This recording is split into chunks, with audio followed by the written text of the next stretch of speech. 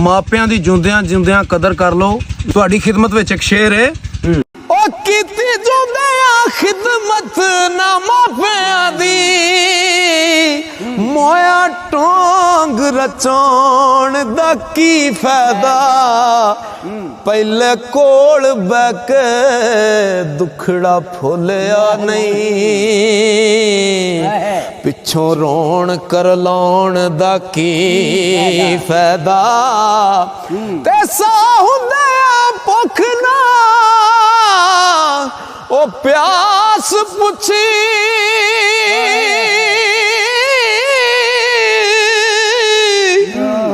ਕੱਲ ਦੇਗਾ ਚੜਾਉਣ ਦਾ ਕੀ ਫਾਇਦਾ,